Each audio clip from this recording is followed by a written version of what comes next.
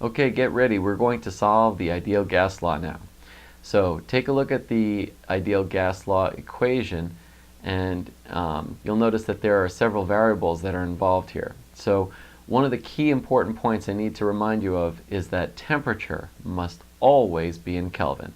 So that means if you're given a Celsius temperature, you need to convert it to Kelvin by adding 273 degrees. Okay, so if you had, for example, 25 degrees Celsius, you add 273, and then you get 298 Kelvin as your temperature.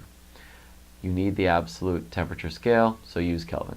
All right, now as far as the rest of the problem goes, read the problem carefully, and I want you to circle or underline as many of the numbers as you see. So when you see a pressure, it'll probably be in atmospheres or millimeters Hg. So I want you to circle or underline the number and the units for everything that you can find in that problem. Okay, very important.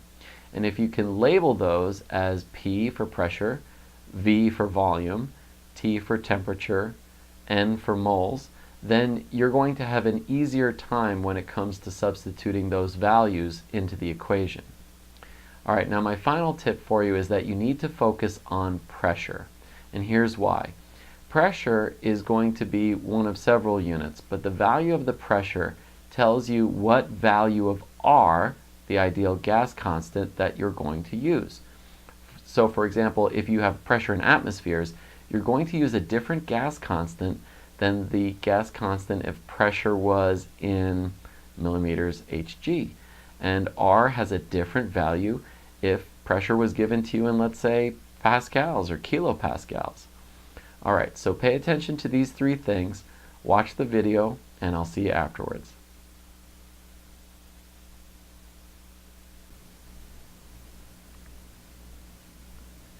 Okay, here's the ideal gas law, PV equals nRT.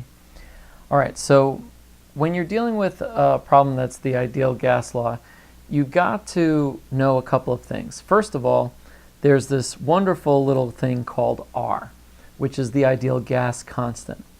You have to use a constant that is in accordance with the units of pressure. Okay, very important. So let's read the problem and I'll show you what we're talking about. It says, what is the volume of the gas that is occupied by 7 moles of oxygen at 28 degrees Celsius and a pressure of 2 atmospheres? You see, right here we know the pressure, and the pressure is in atmospheres. So we have to make sure that we use a gas constant that is also in atmospheres. Now, your teacher may or may not require you to remember this, okay? But it should be 0.0821, okay, liter atmospheres per mole Kelvin, okay? Now I know those are funky units, but those are built off of all of the individual pieces of the ideal gas law. All right, P is for pressure, V is for volume, N is the number of moles. All right, so that's easy. We're going to put that one right in there. The temperature must be in Kelvin, okay? So I'm going to write that, must be in Kelvin. Now, hopefully by now, if you're up to the ideal gas law, you probably already know how to convert Celsius into Kelvin, but let's recap. You take the Celsius temperature, you add 273, and then that gives you the temperature in Kelvin. So this 28 degrees that you see here, you can take 28 plus 273, and then let's do that on the calculator. We come up with 301 Kelvin, okay? So that's the number that we're going to need to use in place of temperature, all right? So this is our temperature. All right, so it looks like the only thing that we don't know is the volume. So I'm going to write the ideal gas law one more time. And it's important that as you practice these problems, you also write the equation before you proceed, because then you're learning the equation without having to sit there and write it a million times. Okay, that's really boring. And it's more effective if you solve lots of chemistry problems and you write the equation down every single time. That way, by the time the quiz or the test comes, you'll already know it. It will become automatic. All right, so the pressure is in atmospheres. So we're going to put in 2.0 atmospheres of pressure. The volume is in liters. And, oh, wait a minute, that's what we're looking for. We're looking for the volume because it says what volume. So we don't know the volume yet. All right, the moles, which is represented by N, is 7. The gas constant is 0.0821. And the temperature is 301. Okay, so the only thing that we need to solve for is this volume. So I'm going to divide both sides by 2, and then we can solve for V. Okay, so 2 goes bye-bye, bye-bye 2. And then we're going to multiply 7 times 0.0821 times 301 and divide by 2, leaving our final volume at 86.49. Now you may wonder, is this milliliters? Is this liters? You know, what is it?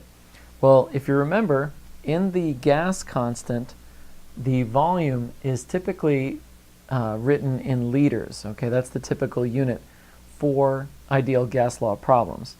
Okay, so I recommend that you always use liters in your problem solving. So if you solve for a volume, your answer comes out to be liters. Okay, proving it with the units, we can do that cancellation, but trust me when I say that this is the right way to go. Okay, so that's how you solve an ideal gas law problem. And if you need more practice, watch another video, and I'll see you next time.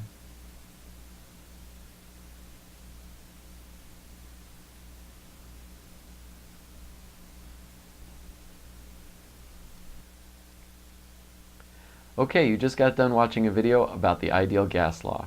So let's revisit those 3 very important points that I made at the beginning of the video. First, you have to make sure that the temperature is always in Kelvin. Okay, so if you're given a Celsius temperature, you add 273, and then that tells you the Kelvin temperature. The next tip is in decoding the problem. Make sure that you circle or underline the number and the units. The number and the units, the number and the units, okay? And I'm emphasizing that 3 times because it is so important, okay? It'll make your life so much easier if you can identify what is P for pressure, what is V for volume, and so forth, okay? Very important. The last tip is to focus on pressure because the units of pressure tell you what value of R, the gas constant, that you're going to use. So for example, if pressure is in atmospheres, the value of R is different than if the pressure were given to you in, let's say, millimeters Hg. Okay, there's a different value of R for different situations, so pay attention to the pressure. All right, that's it for right now. If you need more practice to master the ideal gas law, you know where to go. I'll see you next time.